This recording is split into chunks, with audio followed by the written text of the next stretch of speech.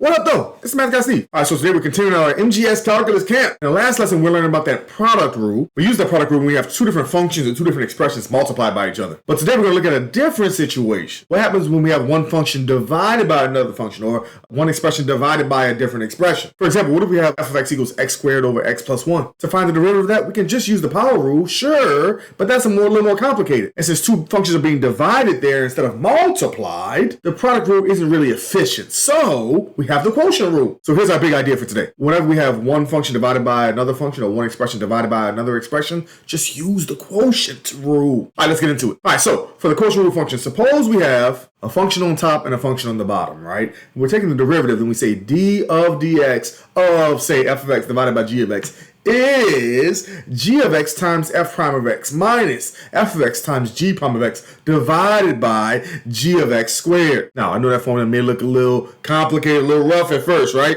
But the way I normally remember the quotient rule is this, and that is low d high, d low, square what's below. Low d high, d low, square what's below. Now, there's a minus in there, so we really want low d high minus high d low, square what's below. But again, it's pretty easy to remember. We have this rhyming situation to go on, right? So low d high minus high d low, square what's below. So let's break that down. Okay, we got low, that's the denominator. D high, that's the derivative of the numerator. Minus high, which is the numerator, d low, so the derivative of the denominator, divided by square what's below. Square the denominator, the original denominator. So low d high, minus high d low, then divided by square what's below. Square that denominator. And I want to point out, the order does matter here, right? That's pretty important. So again, low d high minus high d low, square what's below. All right, let's try a problem that involves that. So it says find the derivative of f of x equals x squared over x plus 1, the one that we just suggested. Okay, so let's try it. Okay, so f of x is x squared over x plus 1. So we got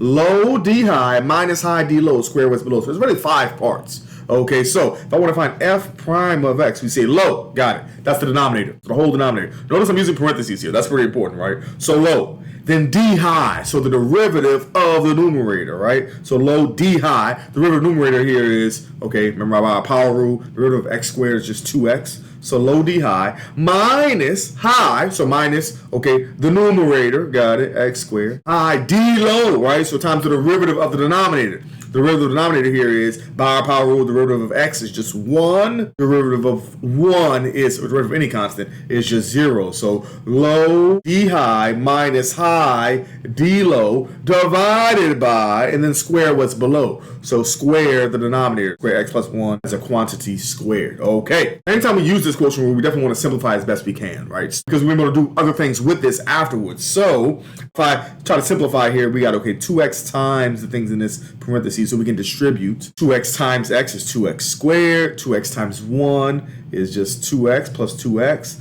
minus, and then we got x squared times 1, which is just x squared divided by the quantity x plus 1 squared, okay? Or even combining like terms to simplify further, we got 2x squared minus x squared, so x squared plus 2x over plus 1 squared. Now, leaving it like this is fine. Sometimes we even simplify the numerator further if we want to factor, if it's factorable. And so here we can even factor out an x, right? We can say x times x plus 2 over the quantity of x plus 1 squared, because sometimes those common factors cancel. But that would be our simplified version, okay? So we got, for using our quotient rule, we have f prime of x here. And again, the main thing here is just the setup, right? So low d high minus high d low, square what's below. All right, let's try another one. So it says find the derivative of f of x equals x cubed minus 4 over x squared plus 1. So again, if I rewrite it, okay, then we say, okay, f prime of x is, again, low d high minus high d low, square what's below. So low, got it, that's x squared plus 1, that's the denominator. Low d high, okay, got it, the derivative of the numerator. So derivative of this numerator, notice I'm using parentheses.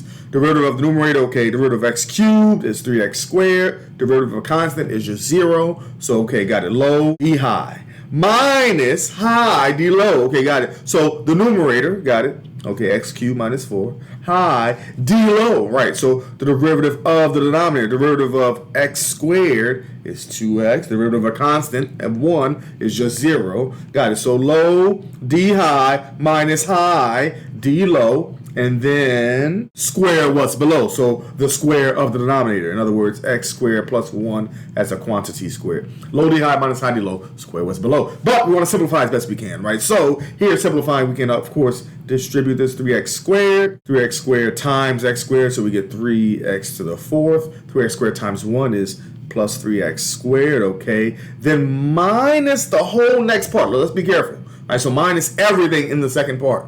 All right, so here if I distribute this 2x, okay, got it, that would be 2x times x cubed is 2x to the 4th, 2x times negative 4 minus 8x, okay, got it, all over this x squared plus 1 squared, all right. And so distributing this negative, we get, okay, this is 3x to the 4th plus 3x squared minus 2x to the 4th plus 8x over squared plus 1 as a quantity squared. Combining like terms, this will give us, let's see, 3x to the 4th minus 2x to the 4th is x to the 4th plus 3x squared plus 8x over the quantity x squared plus 1 as a quantity squared. Or, again, this will be our simplified version. We could try factoring to see if any common factors cancel. Like here, I could factor out an x in the numerator because they both have all three of them have an x in common. And so that would give us what? X times x cubed plus 3x plus 8 over x squared plus 1 as a quantity squared. But no common factors cancel. I don't think we can factor this any further. So either one of these would be perfectly fine to leave as our simplified version of f prime of x. Let's try another one. So here it says find the derivative of f of x equals 2x squared plus 3x over x minus 5. Okay, so again, if f of x equals 2x squared plus 3x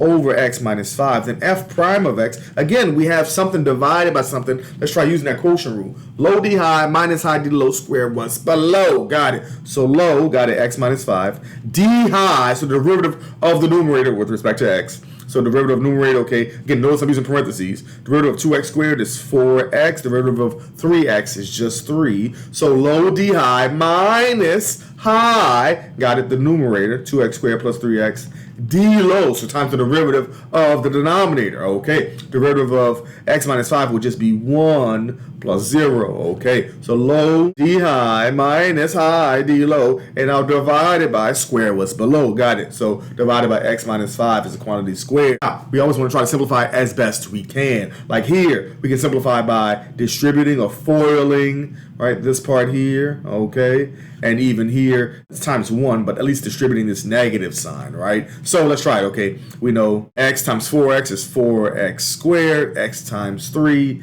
is plus 3x. Negative 5 times 4x minus 20x. Negative 5 times 3 is minus 15. Got it. Distributing this negative sign, we get minus 2x squared minus 3x all over that x minus 5 as a quantity squared. Or even combining like terms in that numerator, we end up with 4x squared minus 2x squared is positive 2x squared. The x terms actually end up, let's see, these 3x and minus 3x cancel, so we get minus 20x.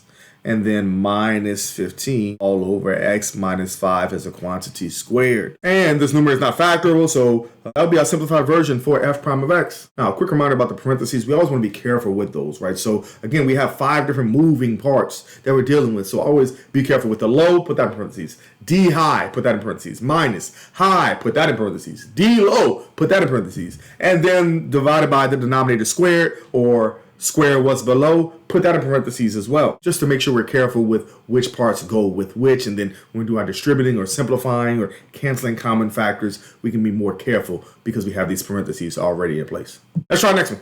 So it says find the derivative of x equals x squared plus 1 over 3x minus 2. So again, we have something divided by something, so use our quotient rule. Low d high minus high d low, square what's below. Got it. So f prime of x here would be, okay, low, 3x minus 2. D high, the derivative of the numerator is just 2x plus 0, right? So low d high minus high, so the numerator, x squared plus 1.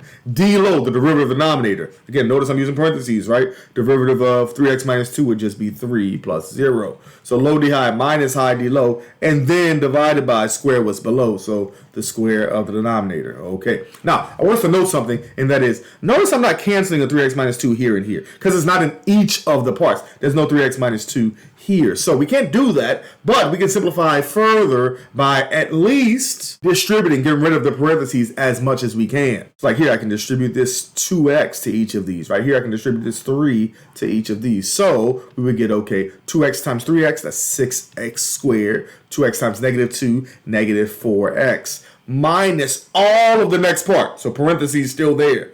When I distribute this 3 times x squared, 3x squared, 3 times 1 is positive 3. Divided by 3x minus 2 as a quantity squared. Or now I can get rid of these parentheses by at least distributing the negative. I can't distribute it squared. We're not allowed to do that. We can multiply by itself, but it's already factored, so we want to leave it in that form in case we want to cancel common factors at the end. So distributing this negative sign, we get, okay, 6x squared minus 4x minus 3x squared minus 3 all over 3x minus 2 as a quantity squared. Combining like terms, it gives us, okay, 6x squared minus 3x squared is 3x squared minus 4x minus 3 over x minus 2 as a quantity squared. And again, this numerator is not factorable, so we can just leave it in this form for our f prime of x. All right, try number 5. This one says, find f prime of 2 if f of x equals x squared plus 3 over x plus 1. So our goal first is to find f prime of x, then plug in 2, right? So, okay, f prime of x, it's something divided by something, so use our quotient rule. So low, e high, so low, x plus 1. E high, the derivative of the numerator, here is 2x plus 0.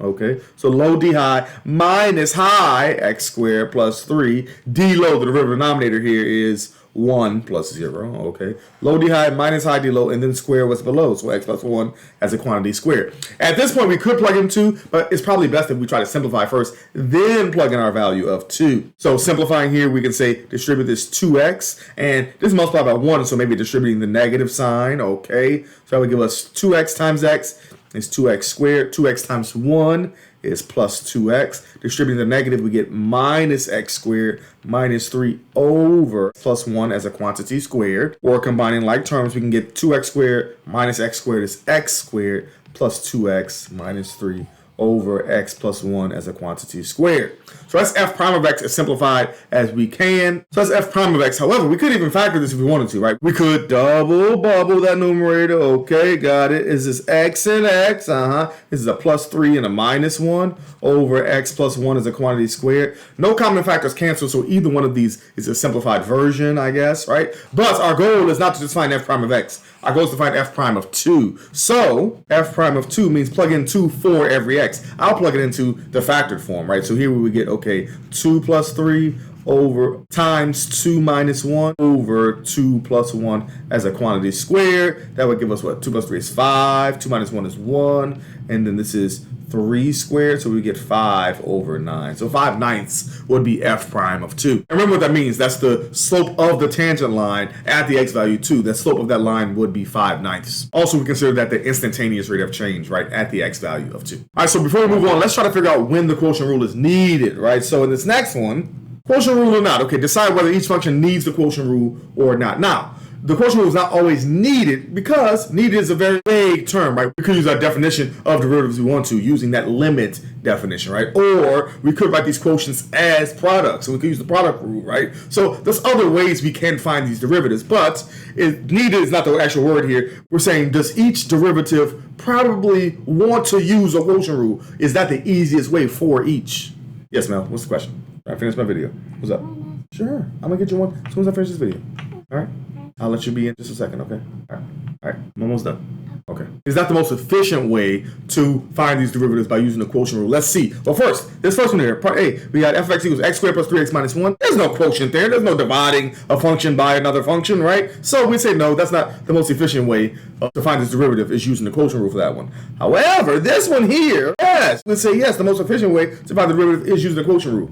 Again, for this one, we could use long division first, actually, and then use our power rules or something else, right? But the most efficient way is just use the quotient rule because we have a function divided by a function. Here, there's no function divided by a function, so we say no, x cubed, right? F of x equals 5x cubed. No, there's no quotient rule needed there. Or even for part D, we got f of x equals x squared plus 1 times x minus 4. We'd say, nah, we don't need no quotient rule for that one because that's multiply. We use a product rule for that one. Or distributing, right? Multiplying out first, then using our power rules. Whereas for this one, f of x equals x squared plus 1 over x minus 4. We probably won't use the quotient rule for that one because we have x as the numerator and denominator. It's just most efficient to use our quotient rule, which is low d high minus high d low square what's below. So, common mistake. Explain why the derivative of x squared over x cubed is not just 2x over 3x squared. This is one of the biggest mistakes that students make, right? They think they can take the derivative of the top, take the derivative of the bottom, just divide those things, but that's just not true. In other words, they think d dx of f of x over g of x is just f prime of x divided by g prime of x. But that's not how derivatives work. Derivatives don't just distribute across this quotient. So like for this one, that's why we just can't take the derivative of top, derivative of bottom. That's not how it works. All right, so lastly, our concept check. What does low d high d low square roots below mean? Or low d high minus high d low square roots below. What does that mean? So the low part is the denominator. The high part is the numerator.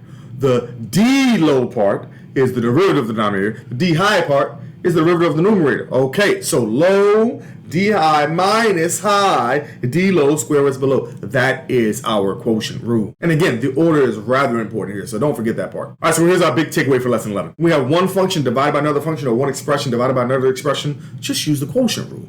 It's most efficient. And let's remember our phrase. Low d high minus high d low. Then square what's below. Square that denominator. All right, so that's it for lesson 11 of our MGS Calculus Camp. Today we learned that quotient rule. Practice identifying what's high, what's low, and then again the low, d high, minus high, d low, and then square what's below. We found derivative formulas. We found the derivative at a specific value. And we even talked about one of those most common quotient rule mistakes. In the next lesson, we'll move on to one of our most important, one of our most crucial derivative rules, and that is the chain rule. And that's the rule when we have one function inside of another function. As always, keep practicing. Calculus gets a lot easier if what the function is doing. And for these, we can now recognize what rule we need for the derivative. Always remember, math is everywhere. Have a good one. 31 to say hi. And Melody. Hi.